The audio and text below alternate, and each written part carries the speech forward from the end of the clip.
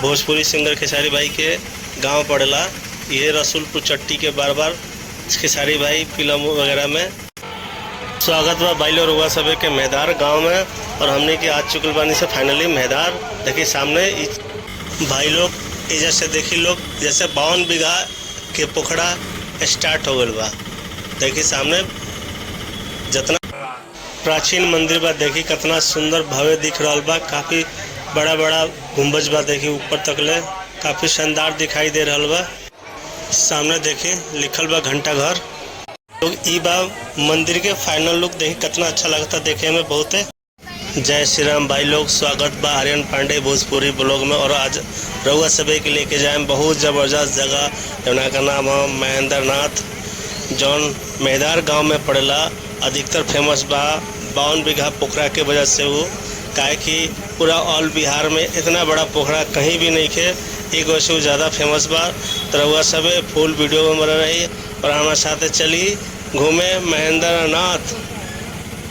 भाई लोग अभी हमने के दाऊदपुर के रेलवे ओवर ब्रिज पार करते हैं सन। रेलवे ब्रिज अभी पार करते हैं सन। थोड़ा देर में दाऊदपुर आवे वाला बा, ओकरा बाद एकमा, ओकरा बाद रसूलपुर।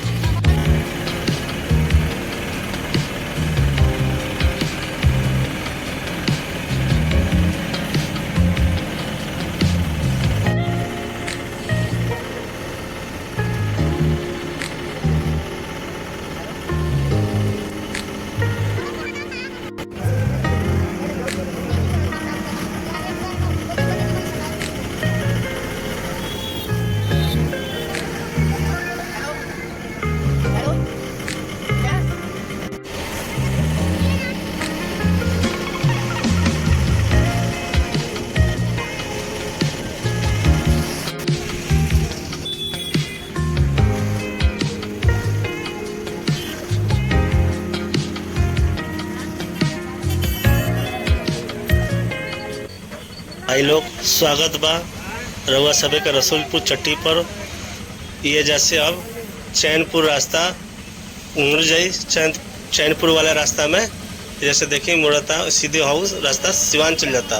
देखिए ये जबरदस्त मार्केट बा। देखिए फल फ्रूट के भी दुकान लागल बा, एकदम मार्केट तगड़ा बा एवजा।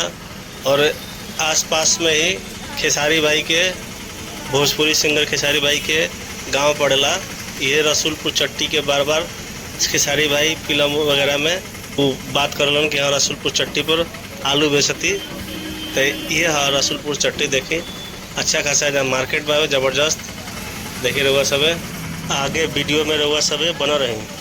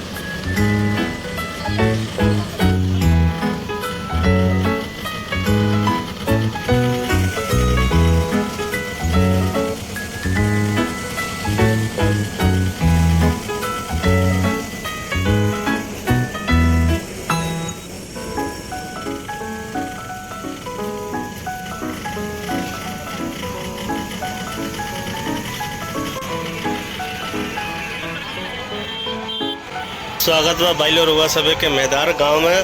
और हमने के आज चुकल बानी से फाइनली मेहदार। देखिए सामने ये चैनपुर चले जाता रास्ता ऐजा से ही कटल बन से हमने के देखी कितना ज़बरदस्त चौड़ा चाचा रहने बा, एकदम हरियाली काफ़ी खूबसूरत बा। थोड़े देर में रुआ सभे के 52 बीघा के भी पोखरा के व्यू देखाएम, क्या कि हम फैमिली के साथ बानी, घर वाला लोग के साथ में, तो ज़्यादा घुमाई इन्होंने ना हो पाई, एक वजह से थोड़ा ही बहुत दिखाएं पोखरा। बाकी सब कुछ दिखाएं रुआ के, पूरा हिस्ट्री बताएं में जाके, कहानी सब कुछ ऑल बताएं रुआ सब बना रहे वीडियो। भाई लोग इधर से देखी लोग, जैसे 52 बीघा के पोखरा स्टार्ट हो गल बा। देखिए सामने जितना आम के पेड़ बा, ओकरा बगल में जितना भी खड्डा बा, सब वह 52 बीघा पोखरा के अंडर में ही आवेले सारा।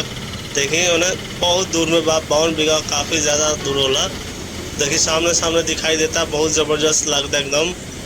देखिए उन आम के पेड़ दिखाई देता वहाँ तक बा, और इन्हें के आम के पेड़ तक बा, बहुत पूरा काफ़ी दूर में पोखरा फैलल बा, बहुत ही ज़बरदस्त बा। देखिए व्यू, गाय माल गुरु सब आराम से बैठल बड़ी सब छाया में, और बहुत गर्मी बा आज। यहाँ देखिए जितना हो कुछ दिखाई देता वो सब पेड़ हवे, पेड़ पौधा काफ़ी ज़्यादा एरिया में अब लगावे के शुरू हो गए बा लोग के, बहुत लोग लगा रहा बा एजा कि हरियाली ज़्यादा से ज़्यादा बढ़े। एक वजह से देखी प्रगति यहाँ बा बहुत बागे, जाम रहला से पीछे, ऐसे थोड़ा सा वीडियो कट गई। तो देखी फाइनली हमने के मेहदार में पहुँच गए बनी सन। देखिए मेला के वगैरह सारा कुछ सीन दिखाई दे रहा बा सब के। पार्किंग बा एजा, एजा हमनियों के ई टेम्पू लागी, हमने के टेम्पू से आयल बनी से एजा मेहदार घूमे। देखिए लड़का सन के खिलौना वगैरह, चूड़ी ओड़ी जनानी सन के बहुत कुछ एजा मिल रहा बा। और नहीं भी तो 1000 से भी ज़्यादा एजा दुकान हुई, सब बेचे वाला, प्रसाद वगैरह बेचे वाला, चुन्नी का दुनिया भर के बेचा रहा बा। और आज सोमवार है, एक वजह से ज़्यादा कुछ भीड़ बा एजा। भाई लोग स्वागत बा रुआ सभे के महेंद्रनाथ मंदिर में। और ये काफ़ी प्राचीन मंदिर बा, देखी कितना सुंदर भव्य दिख रहा बा, काफ़ी बड़ा बड़ा गुंबज बा, देखी ऊपर तक ले काफ़ी शानदार दिखाई दे रहा बा। परंपरा के अनुसार पोखरा से जल भर के शिवलिंग पर चढ़ावल जाला, और बाकी जितना भी शिवलिंग बाहर भी बा वजह सब चढ़ावल जाला। देखी सब लोग चढ़ावता सामने। देखी सामने पार्वती माता के मंदिर बाबे सामने, देखी बहुत लोग अपन पूजा पाठ कर रहा बा एजा, लेडीज लोग काफ़ी भीड़ बा एजा बहुते। जल चढ़ैला से कुष्ठ रोग ठीक हो जाला। अगर जे भी भक्तगण जल चढ़ावता शिवलिंग पे पोखरा से लेके, और फूल पत्ती वगैरह सब कुछ चढ़ाए खोड़ला, तो कुष्ठ रोग ठीक हो जाला वैसे। और देखी लोग हवन पूजन बहुत कुछ कर रहा बा एजा, पूजा पाठ के कार्यक्रम कर रहा। देखिए कितना शानदार लगता, ऊंचा ऊंचा गुंबज बा जबरदस्त, काफ़ी धूप भी बा। देखी मेन मंदिर बा एजा के, यही में शंकर भगवान के शिवलिंग बा जौन पोखरा में मिलल रहे। देखी घंटा घर, यहाँ मन्नत वाला घंटा लोग टांगेला, अपन मन्नत जब मंगले रहेला ओकर मन्नत पूरा हो जाला तो लोग घंटी अपन अपन बांधे ला जा अपन खरीद के जेब से। तो घंटा घर एक नाम है, घंटा घर, काफ़ी सुंदर बा। तो देखिए सब लोग अपन अपन शादी ब्याह के जोड़ा भी लोग आयल बा। देखिए यहाँ हवन पूजन सब कुछ हो रहा बा। जो शादी ब्याह करके आयल बा वो भी आयल बा एजा दर्शन करे खातिर। बहुत ज़बरदस्त भीड़ बा एजा। ये सब साइड से मंदिर के साइड से बा एकदम। सामने हनुमान जी के मंदिर बा, सामने राम जानकी मंदिर बाबे, बहुत सुंदर बाबे एकदम। देखिए कितना शानदार दिखाई दे रहा बा एकदम। चारों तरफ से पूरा बाउंड्री बा ये मंदिर के। देखिए गुंबज एकदम ज़बरदस्त, काफ़ी ऊंचा बा, और एक के घेरल बा बाहर से। देखिए महिला लोग, पूरा महिला मंडली पूरा आराम करता लो धूप से। देखिए ये घंटा घर बा, प्रॉपर दिखाई देता रहा। ऊपर में लिखल भी बा घंटा घर। सब लोग घंटा घर के पास खड़ा होके फोटो खिंचा रहा वालो। धूप बहुत ज़्यादा बा, थोड़ा सा हमू पैर के आराम दे दे जा, थोड़ा सा हमू फोटो खिंचवाए। देखिए बहुत ज़्यादा गर्मी है भाई, हाथ धोगल बा गर्मी के, बहुत ज़्यादा गर्मी बा जा। सामने देखिए लिखल बा घंटा घर।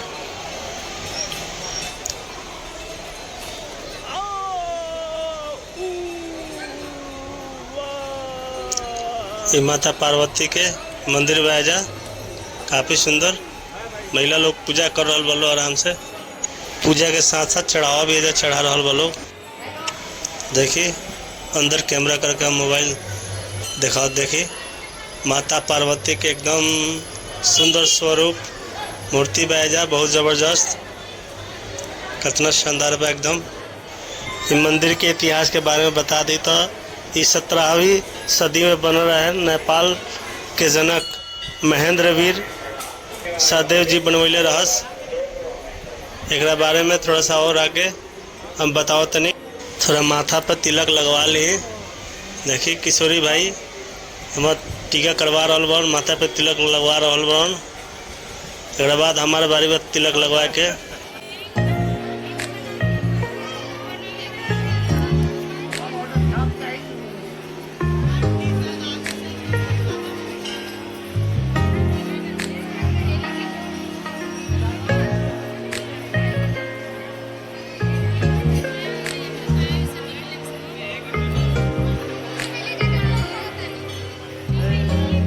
भाई लोग टीका हमार क्वेश्चन भइल बार हुआ सब है, कमेंट करके ज़रूर बताएं। और हमने के मंदिर से बाहर निकला तनिसन।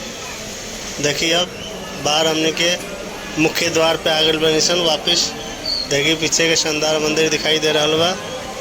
और ये अच्छा खासा दुकान दौरी बहुत कुछ बावे। अभी दिखाओ तन रुआ सब के। ये बात मंदिर के बाहर के नज़ारा देखी, काफ़ी गुब्बारा वगैरह बहुत कुछ बेचा रहा बा। देखिए कितना भीड़ बहुत ज़्यादा बा, गर्मी भी बहुत ज़्यादा बा। देखिए काफ़ी लोग आ रहा बा, जा रहा बा। हमने के पूजा कर, हमने के वापस जाते हैं, गन्ना गुन्ना सब कुछ। ये बहुत दुकान बा, बहुत लोग देखे। और इतिहास के बारे में बात करते नहीं थे भाई लोग।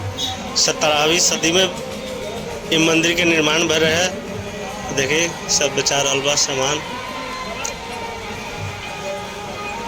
टिकली का महिला सब के सामान, माला सब कुछ बेचा रहा बा। गोलगप्पा कितना शानदार यहाँ दुकान सजाइले वालों, नीचे भूया बैठ के। देखिए सिंदूर वगैरह सब कुछ बचाता। तो भाई लोग 17वीं सदी में महेंद्र वीर सहदेव जी बनवैले रहस ई मंदिर के। और एक वहाँ के कुछ लोग हो गए रहे, तो वहाँ के नेपाल से चल के वहाँ के बनारस जाते हैं। और बनारस से नहा के कि गंगा जी में नहा लें, मौजा साधु महात्मा से झाड़ फूँक करवा लें तो ठीक हो जाए। फिर भी वहाँ के ना भल, तो वहाँ के जंगल होते हुए इस जगह पे आई नहीं। तो एगो पीपल के पेड़ रहे पहले, काफ़ी वहाँ के थक गए नहीं। तब प्यास लगल तो छोटा सा गड्ढा टाइप के रहे, छोटा सा। तो वहाँ के पिए खातिर, हाथ डलने में पानी निकाले खातिर, तो वहाँ के जो हाथ में कुछ रोग भर है वो ठीक हो गल। और वहाँ के और खड्डा करवाए लगने, तो वहाँ के पूरा नहाए लगने, एकदम वो पानी से नहा लेने। वहाँ के बिल्कुल कुछ रोग ठीक हो गल। वहाँ का और कुछ दिन रुक के वो तालाब के हल से जोताई भल। हल से जोत के पूरा खड्डा कल गई। वजह से एगो खासियत बाकी थोड़ा सा भी कस्सी के यूज नहीं के बल, पूरा हल से ही जोत के ओकरा के गड्ढा बनावल बा। आ फिर उ जल के शिव जी पे चढ़ावल जाला, तो लोग के भी अति दूर हो जाला, कुछ रोग वगैरह चर्म रोग दूर हो जाला। और सामने देख लो पार्किंग एहू जबा। ये सब मेला में दुकान लगल बड़ी से रोड पे ही, जबरदस्त एकदम शानदार बावे। और ये जो इतिहास बा और लंबा बावे और शानदार इतिहास बा मंदिर के। बहुत विकिपीडिया पर वह सब के प्रॉपर मिल जाए सब पढ़े के। और भी एक कहानी लंबा बावे। रात में शंकर भगवान सपना में नहीं वहाँ के देखने के भैया ये तालाब के अंदर में शिवलिंग बा। शिवलिंग के निकाले के और यहाँ मंदिर स्थापित करेंगे। किन नेपाल के राजा जे रहस उस शिवलिंग के अपना नेपाल ले जाएगा। फिर मेरे लगलन तो रात के भगवान जी फिर सपना में आगे कहने कि यही जा मंदिर बने के चाहिए नेपाल में ना। तब जाके डर से राजा जी एजा मंदिर बनवैलन 17वीं सदी में, यानी कि 300 साल से तो ऊपर हो गई, 300 साढ़े 300 के आसपास पुराना इतिहास बा एकर। और भी डिटेल में विकिपीडिया पर वह सब के मिल जाई, पढ़े के वह सब पढ़ लें बढ़िया से। और भाई लोग इतिहास बतावे में गलती भइल हुई कहीं तो वह सब क्षमा करें हम लोग। और देखिए शानदार व्यू के साथ यहाँ लिट पूरी सब्जी वगैरह बहुत कुछ मिल रहा बा। खाए पिए के फुल व्यवस्था बा। हमने के अब बाहर निकला तनी सन एथी से मंदिर से। ये बाहर के दुकान जब मेला लगेला सावन में तब एजा बहुत लंबा चौड़ा दुकान लगेला बहुते। हॉल से क्यों इतना बड़ा 52 बीघा में पोखरा खुदाइल हुई शिवलिंग ढूंढे खातिर। 52 बीघा खुदा कर जमीन, काहे कि सब जंगल इलाका रहे बिल्कुल।